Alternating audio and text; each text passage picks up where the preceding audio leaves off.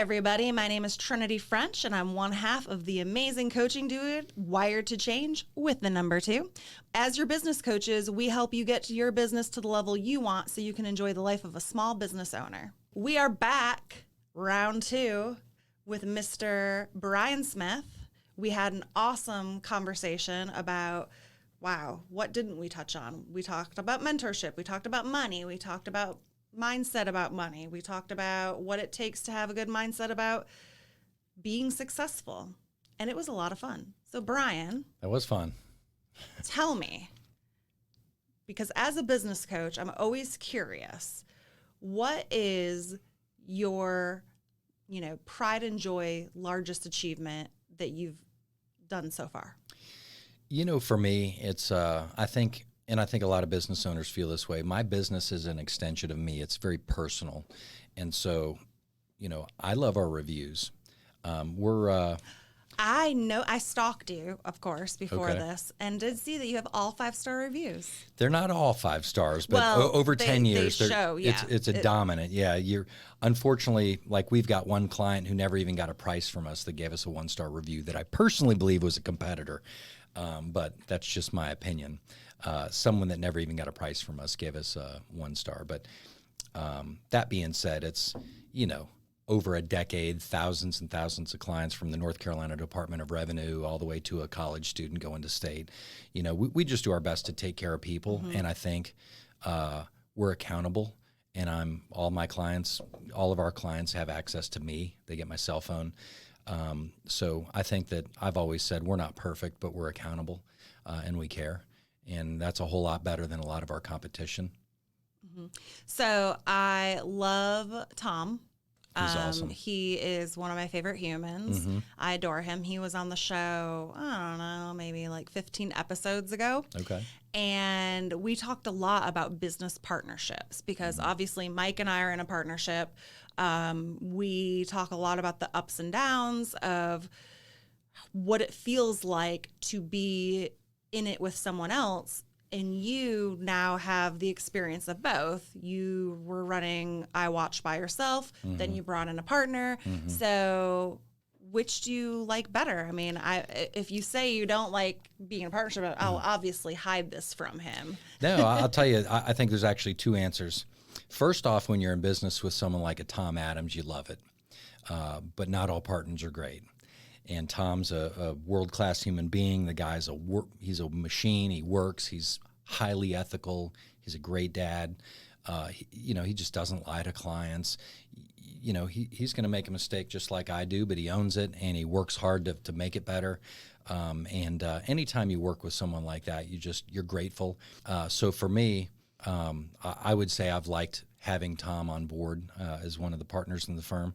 And the second thing I'll say to that, it's really nice when you're, like a lot of people say, oh, Mr. Brian, Mr. Positivity, this and that, people that might know me from social media or this and that. And I always kind of laugh like, you've never worked with me, and Tom really gets my worst.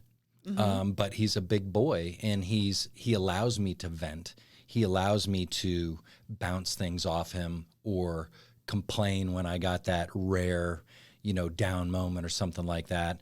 And I think we help each other like that. And so I would rather throw up on Tom and Tom throws up on me once in a while, but everybody else gets our best.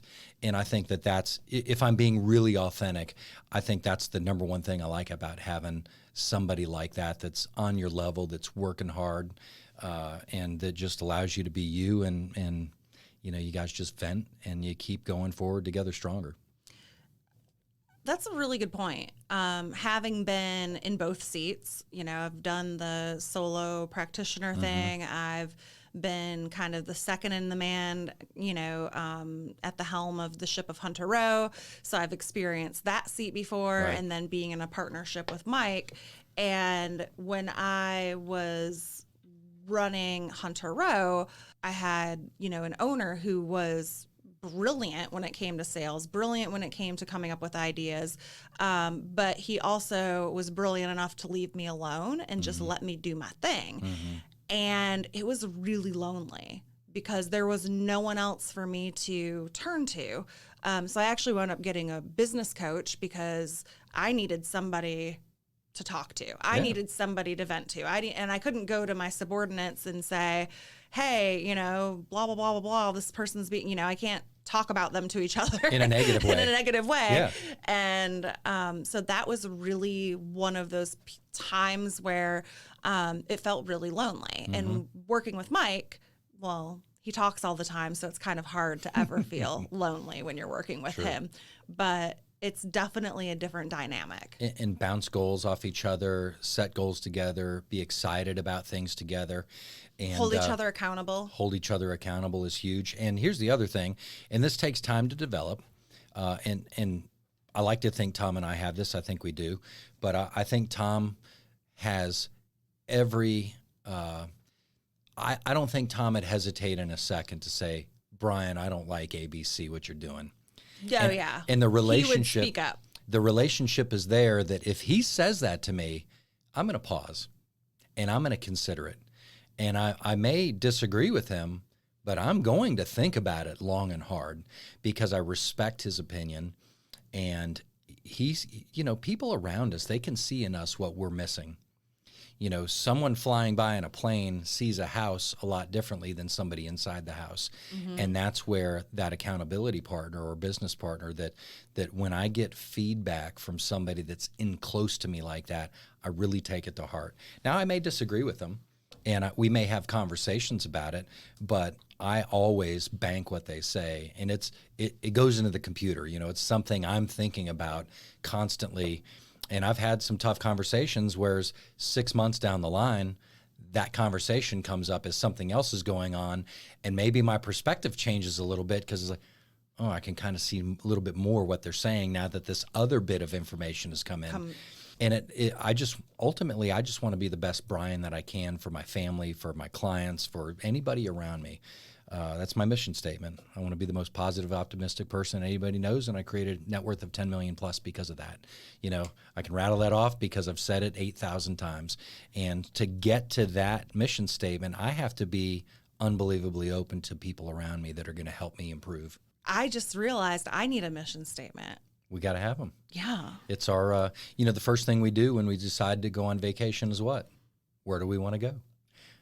And that's ultimately what that is for me. It's where do I want to go? When I'm laying on my deathbed, what do I want to have accomplished? What is the most overriding thing that I wanted to accomplish with this life? And that's what it is. I want to be the most positive, optimistic person that anybody knows. And because add so much value to other people, I create a net worth of 10 million plus, And so that's where it's all encompassing. And it takes people. We gotta have people around us to help us become a better us. We do. And people leverage is one of the things that I'd say most of my clients struggle with. We work with a lot of small business owners that are looking to scale and they are just stuck. They coming up with processes, coming up with systems, letting go of your babies. I mean, it's hard enough to get a lead when you're in sales than to pass it off to somebody else that doesn't have the same commitment to it that you do because you put your blood, sweat, and tears into it is really hard. So you have, at least outwardly, seem to have embraced and become fairly good at delegation. It's funny you're bringing this up. This is probably one of my number one weaknesses. Really? And it has been in the past. And it's why the company probably hasn't scaled because, it's easy to be mama hen and want to sit on everything and control everything. And I think that, not toot my own horn, but a lot of the reputation of the company is because of my complete accessibility and complete ownership and things like that. But if you're going to grow a company, if you're going to have any kind of a life, you've got to create, you already said systems and processes. The best book you could, I don't want to say ever read, that's a little extreme probably, but the E-Myth, and I'm sure you're aware that the E-Myth is... We talk about it all the time. It's just systems and processes. And I just have to, I've listened to that audiobook probably 10 times. And I could probably read the stuff when he's saying it now, but it's my weakness. So I have to constantly drill those things into me to let go and really just trust that people are doing the right things. And I'm not very great at administration, so I have to bring in other people to help put those systems and processes into place. The other thing I'll say on that is, in Gary V, I listen to a lot of Gary Vaynerchuk. He said something probably about a year ago. I was listening to something as I was working out or something, and he said, all these business owners complain to me, Gary, they don't do it like I do it. And he's like, no shit, Dick. They're not the business owner.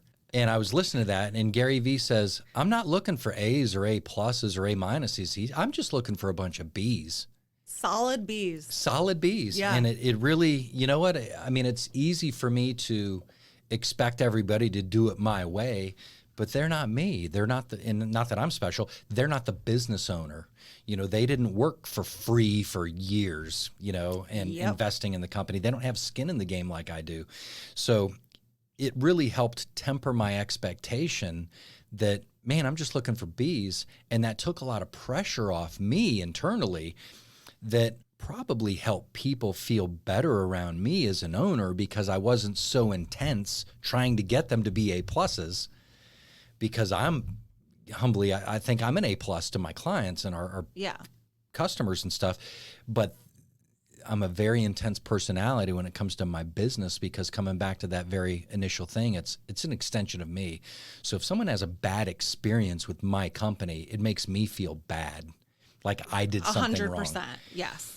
And so, it's a balance of finding the right people, putting those systems and processes in place, expecting them to be a B, having a system and thing in place. Like clients now, we just started doing this, like everybody's getting an email with a bunch of content about it. And everybody's getting my cell phone number and different things like that, because I want clients to be able to reach out. If it's not an A plus experience, if it's not a 5-star experience, I want to know why. And is it the client's high maintenance and unreasonable? That happens. Occasionally. Yeah. You're going to have your outliers. Sure. Is it something that the tech did that maybe we need to look at our policy and procedure? Is it something that needs further explanation to the client? Well, I can understand why you don't feel good about that. Let me tell you why that is. But the fact that they may not still be happy, but the fact that the owner reached out and took time to address something and explain something in more detail, they feel important and they feel cared for. And I think that's really important as a business owner, that clients don't always have to have everything perfect, but if you let them know, I care about you and this happened and I'm on it and I'm going to do my best to make it right for you, most clients are reasonable. Super reasonable. Right. And, I don't remember where I heard it, but I mean, I feel that I've heard it so many times that sometimes a bad experience can actually be a positive, because it shows how you handle adversity. Right. When I always think about when I went to what's the Mediterranean restaurant right across from Lebanese restaurant? No, downtown on the same street as Busy Bee. Ooh, we're gonna have to come back to it. Okay. Yeah. But anyways, I went there with a dinner party for somebody's birthday, and it was terrible because we had a 6-top. And the waitress had us and then had like what felt like 100 top. I'm sure it was probably like 10 or 15 people. Right. But we had terrible service. The meal that I ordered tasted literally like something that you'd pick up at Kmart and stick in the microwave. Right. It was horrible. And I embarrassed the hell out of all my friends by asking for the manager. Well, I wasn't doing it to be an asshole. I was doing it because I really wanted them to know that I'd heard amazing things about this restaurant, but I did not have that experience. Right. And I was really nice about it. Yeah.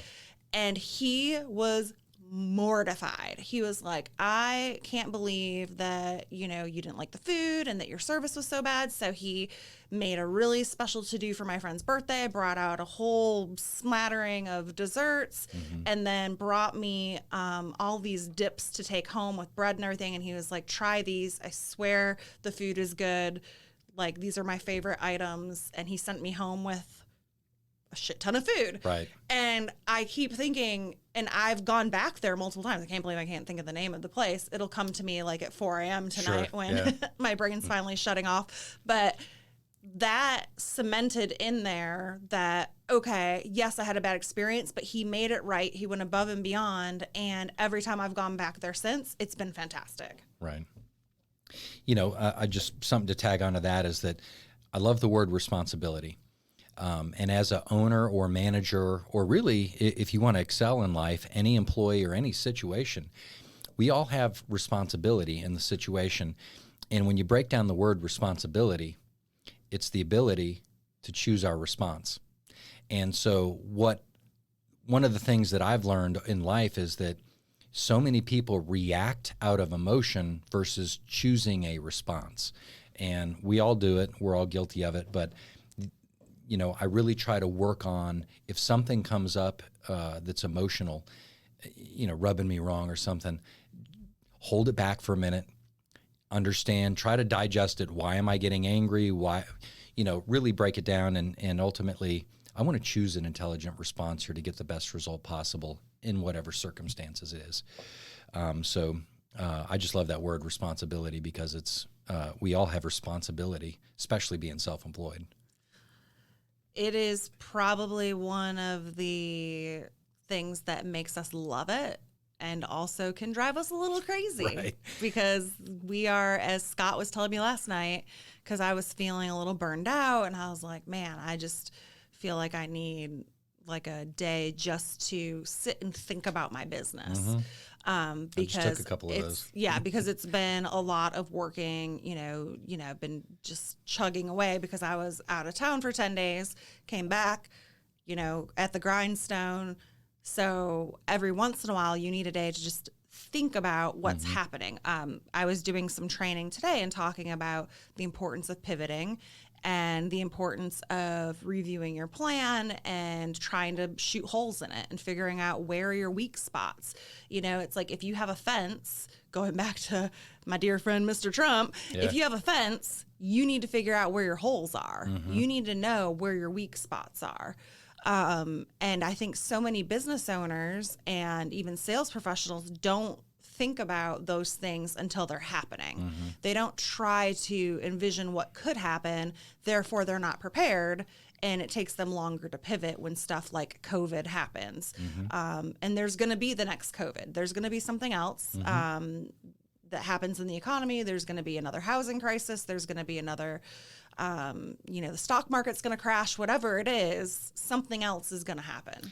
The only constant is change. Exactly. And, you're talking about a principle that's extremely important. It's 7 Habits of Highly Effective People. It's proactive versus reactive. You can bank on something going wrong. If you plan on things happening that you don't anticipate, you're good. It's just a matter of how big is it going to be. Right. And it's hard to see COVID coming in an unprecedented lockdown of an entire economy. But we should all have money in the bank. We all know that we need 6 months of personal income. We all know this. Yep. But businesses, how many people do? Not many. Well, how many businesses have reserves? Even less. Right. Yeah. And it's the same principle as like, I know if I did 100 sit-ups every day, I'd have a better core and I would have better abs than I currently do. But am I doing that? So there's just a lot of things that we know. But if we're not implementing it, it's our psychology. We have to take the time, and I think you nailed it. We have to take the time to work on our business versus in our business. The most frustrated that I get is when I'm spending too much time in my business. If I'm responding to a client that has a service call need versus working on my business. If I'm not operating at the 15,000 foot level and I'm street level, that's where it'll wear out on me. But we all just have to make time for that. And if we don't, it's nobody's fault but our own. And that has to be penciled in before that, like working out, That's like taking point. That needs to go on the calendar first. Otherwise it won't get done because all the other urgent things are going to waylay and just come, so true. Squeeze it out. And then you keep procrastinating on it and don't get it done.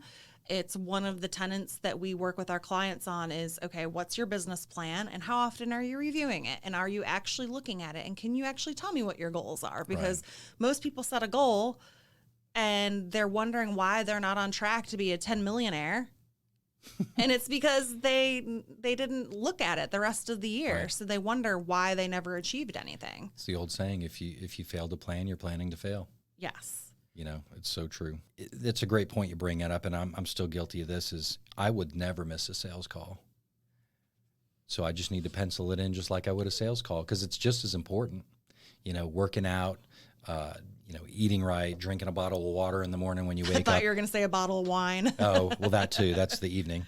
But resveratrol, it's great for the body. But, at the end of the day, those are great points for sure. And it's something that vacation time, time off, decompression time, all super important as business owners. We don't do enough of it until it's too late. Or you're too smoked. And then you're in the weeds and you can't even, but, I felt like it took me a good 7 days of being away to finally, I physically was like, okay. And I was like, shit, now day 11's here and it's over and I only had 3 days of vacation. It's true. And so if I had been a little bit more prepared or had better timing of all my other, or just mentally let it go. Sure. Because I was mentally holding on to everything that was still happening here in Raleigh. And maybe it's a sign. And it's funny you said this, because I literally just left a networking thing at Sullivan's, and I was telling a friend that, because I just coincidentally, I left last Wednesday to go on vacation and just got back Monday afternoon, but I didn't really relax until Saturday or Sunday, and I was flying back on Monday. And it's to me, that was an indication that I'm not, and again, this year's kind of been a weird year, so, I'm giving myself a little grace here, but at the end of the day, we need to make a little bit more time along the way, so we're not burning ourselves so hard that when we finally take those 5, 6, 7 days, that we're so jacked up and wound up that it takes us 3, 4, 5 days to unwind. That might be we're pushing ourselves too hard for the last 3 months. That's kind of what I was thinking about on this recent trip, is that it was awesome. I needed it. I don't really feel like I decompressed as much as I really wanted to. Well, and I knew that I wasn't feeling quite on or myself, but it wasn't until I was sitting around the campfire, because we were camping, which is a whole other podcast. And my sister-in-law said, Whitney and I are wondering why you're not being fun. Like, what is going on? Like, basically she's asking, like, where are you? And I'm like, I'm back in Raleigh, freaking trying to get crap under contract and stressing about my team and thinking about a million other things that I can't control. Yeah. And then finally it was like, like a physical just release of, okay, you know what? Some of those things I can't control. And most of them, the team is better at taking care of than I am anyway. So why the hell am I so stressed about it? Right. But it gave me good food for thought for when I go on my next trip, that I want to purposely get to that point sooner so I can actually enjoy the whole thing. Well, and delegate ahead of time. And like this trip, when I went out of town, it was like, Tom, man, this baby's yours. Roll with it. I'm going to be largely unavailable. If it's an emergency, call me. I'm going to do my best not to reply to many emails. And I took probably half an hour to an hour in the morning to get some work done each day. And then I just went about my day. Technically, that might not be a vacation for some people, but that's a massive vacation. That's a vacation for me. Right. It's not a 12, 14-hour days of responding to stuff. So it's a great point. We got to, I found over the years that I can work 50 hours a week or 55 hours a week and get more accomplished if I'm vacationing and taking time off than if I work 70 hours a week and don't do those things. And so you can actually work more and accomplish less and be not as happy. And so, this year's kind of a one-off, I guess. We're all just kind of scrambling, trying to figure out what the hell we're going to do. It's just unprecedented. So, I think we give ourselves a little bit of grace for this year, but you're always going to miss you're almost always going to miss the target that you're not shooting for. So we can come up with reasons why we're not doing something. There's no reason not to shoot for it, and there's no reason not to game plan for that optimum scenario. If you go in a dark room and start shooting something, you're probably not going to hit the target. So we got to know what we're shooting for. We got to constantly develop a plan, review the plan, keep working the plan. And you know what? Maybe we don't hit the bullseye, but maybe we get 90% of the way there, and our life is pretty freaking awesome. And that is okay. Yeah. I think a lot of people don't do the planning because they're afraid of failing, which you're going to fail anyways, because if you're not pushing yourselves, you already failed. You're already failed. Yeah. So there's no harm in putting a plan together. And most of our clients' business plans change throughout the year because things happen, or we realize that something that they were focusing on isn't the right thing that they should be focusing on. But you wouldn't know unless you started doing it and keeping track of it. And I don't know if you've listened to any of our previous podcasts, but I'm the numbers junkie. I think that tracking everything is very, very important. It makes sense. So if you're not tracking things, then you have no way of knowing statistically how you're doing. And that drives me crazy because yes, you can tell me how you feel about something, but how you feel about something pales in comparison to what I can actually measure. Right. The data. Yeah. And, there's a lot of conversations that could go into how you feel versus data. We won't go there though. There's all kinds of conversations. That's a whole other podcast topic. But you got to know your data, because we're all guilty of having a skewed emotion about something. And then when you look at that, for example, you can be afraid of clowns. Does the data support it? We can be afraid of sharks, getting bit by a shark in the water.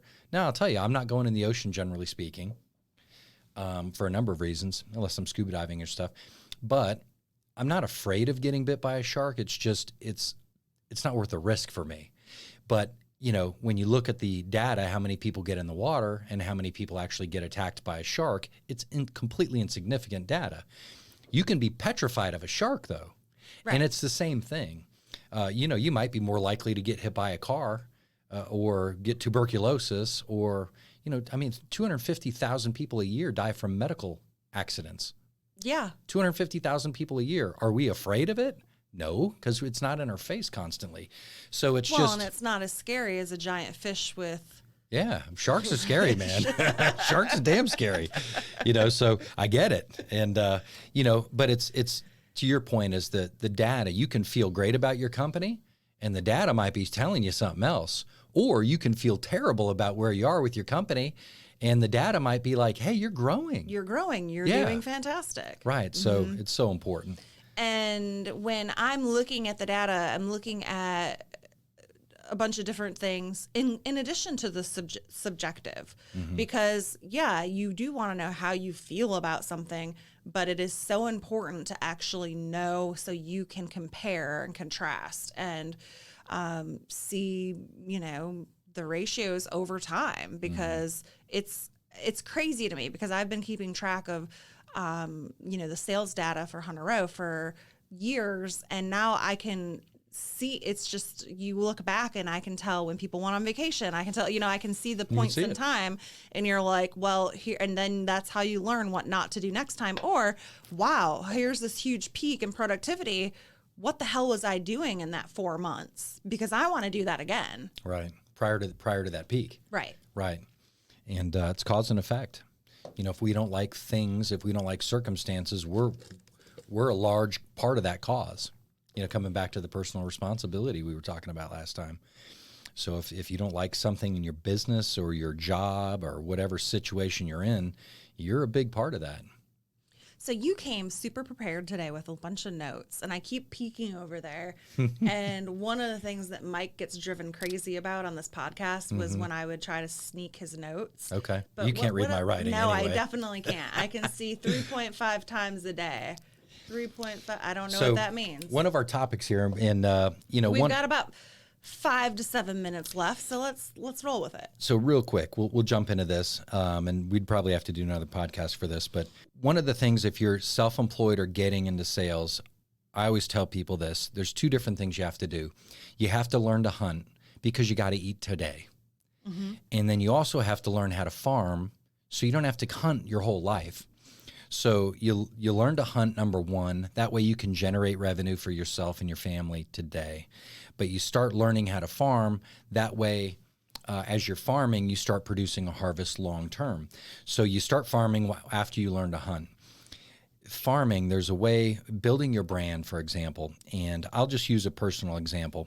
A security company's CEO came out and said something recently via email, and it was a really kind of not taken very well. It was not taken very well, and it was, ultimately, I know the guy. I actually think pretty highly of the guy from what I've seen, but I think it was something that was probably delivered really bad, and I'm sure he regrets it. Long story short, the point that I'm making is this. I've been in the industry 22 years. IWatch Security is 10 years old. I've been building a brand for a long time, the networking, the reviews online, all the different things that we've been doing.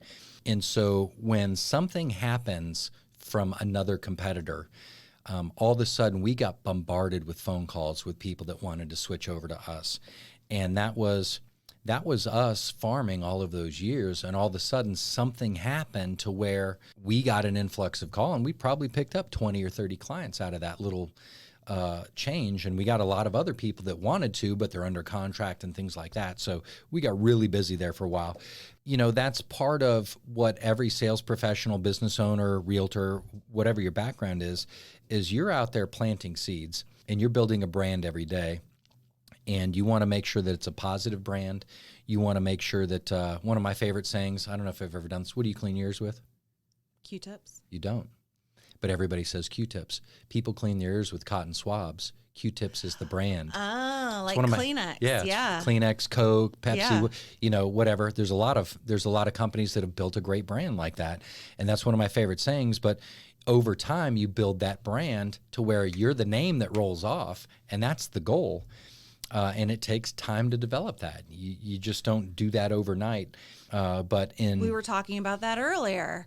When you have people that just expect to jump from A to B, and they don't see all of the trials and tribulations that were put in before you got to that level of success. Right. It's easy to look at someone that's been doing something 22 years and, say, well, you want that. Well, of course, we all do. Where were you when there were no customers? Somewhere was the first IWatch Security customer. Right. And there was no website at the time. I think I had ordered the yard signs at that point, but yard signs and stickers, $4,000 to get that first order off the ground. Just something so small that you don't even think about. And of course I had to pay someone to develop the logo. Mm-hmm. And so there's all these things that go into that. But jumping back into marketing, because I want to add value here, is that, so we talked about hunting, we talked about farming. And the thing is, when you're a sales professional or small business owner, you don't have the money to do things. When I first started a company, we compete against billion-dollar companies, ADT, CPI, Time Warner, Brinks, all these massive companies, AT&T, all these national companies. How do you become a big brand? And that's the context, and it's similar to realtors. If there's 8,000 licensed realtors, how do you become the realtor that people go? How do I become the security company? And part of that is a wide range of things. And the number one thing I would say is you have to be different. You're the brand. It starts with us. That's the number one thing I would say. Second thing I would say is add value. Find ways to add value to other people. And I had a meeting with a realtor the other day.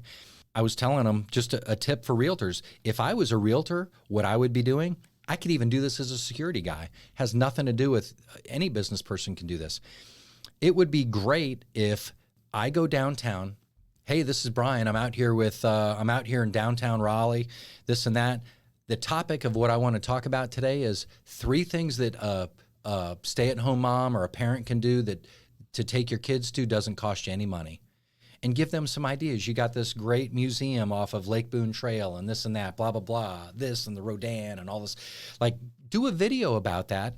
And what happens is you keep putting out content like that, and then people over a while start, oh, that's Trinity. She's always got these great ideas that I never heard about.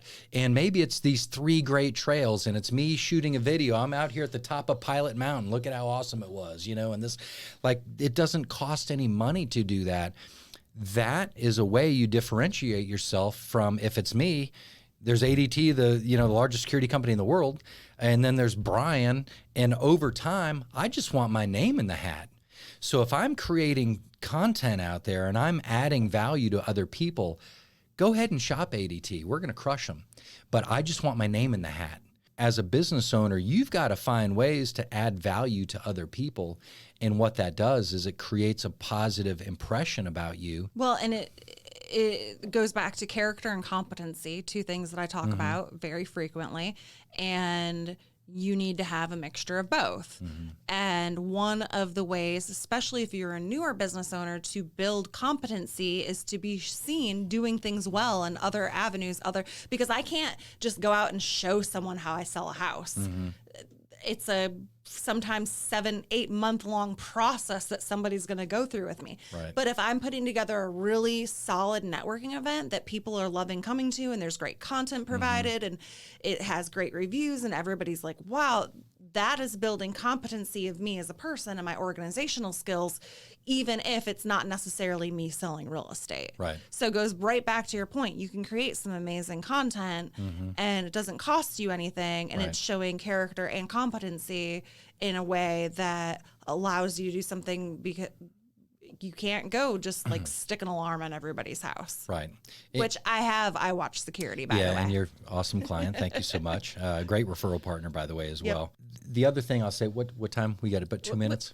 We're good. Yeah, we've got a couple minutes here. Yeah. Being the little guy, new person in the industry, to compete with these companies that do have big marketing budgets, and they are sponsoring the hurricanes, and they are doing all this stuff, and I've dealt with that for years going with our competition.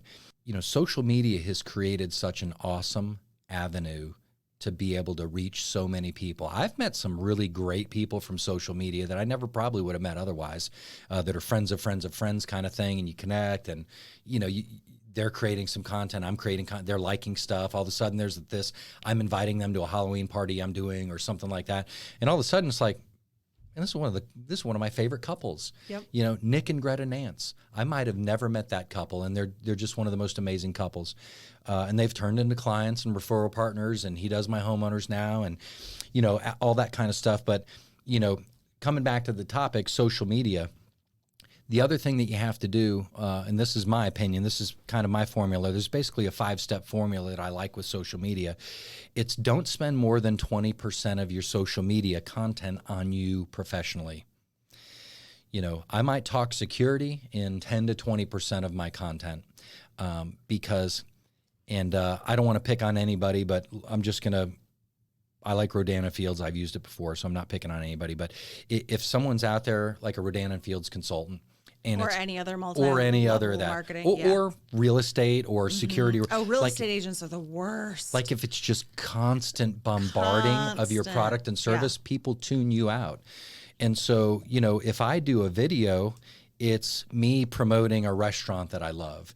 If I do a video of coming home and there's a deer with in my yard, there's all kinds of stuff that you can do. I loved your little places you wanted to travel. Oh, the bucket list. Yeah. Yeah. And I actually looked forward to it. I was like, where does he want to go next? And you know what the driver in that is from spending time on social media. And obviously 2020 has been a total shit show, but spending time on social media really wasn't even pleasurable. It's coronavirus, it's politics, it's the riots, it's the race war, it's all this kind of negative, toxic stuff. And unfortunately, not really the best in humanity, and the realistic thing is like 99% of the people that I know are really happy, good people, and we can agree to disagree. Like, for example, I hate mushrooms. I think they're disgusting and they're fungus. You may love mushrooms. I'm okay. I do. I'm okay with that. We're still friends. Right. We're still going to be friends.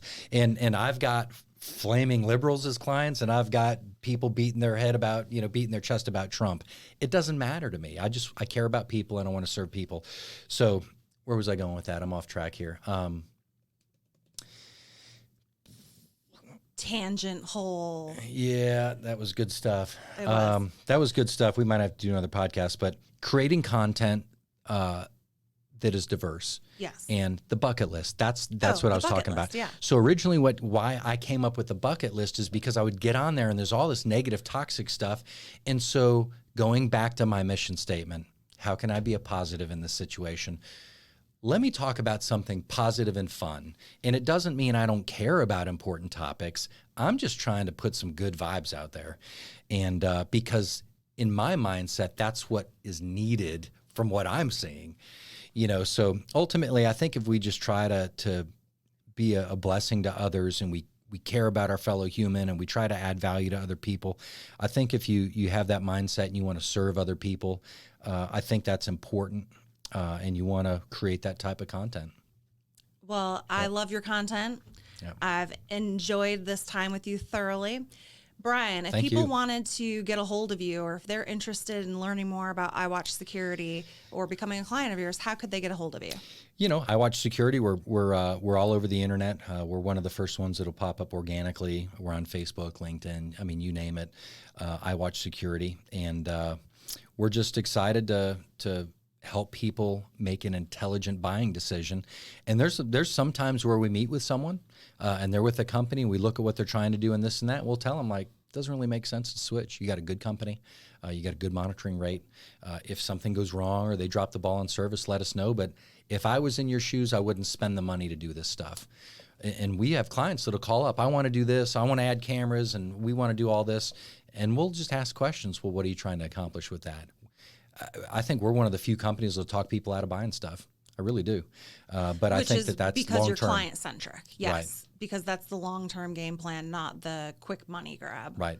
It's the right thing. If I treat everybody like my grandmother, I think that'll play out for us long-term. Good. Well, if you want to find Brian, it's IWatch Security with the letter I, Awesome. not Yep. the eyeball. That's right. And if you want to find us, Wired to Change, we are all over the interwebs. You can find us on Twitter. You can find us on Instagram. You can find us on Facebook. You can email me. I will respond. I promise. info@wiredtochange.com with the number 2. And Brian, it has been such a pleasure. Thank you so and much, I'm looking Trinity. forward to, you'll definitely be back on the show again. Awesome. I'm excited. And thank you very much. We'll see you guys next time on the Wired to Change podcast.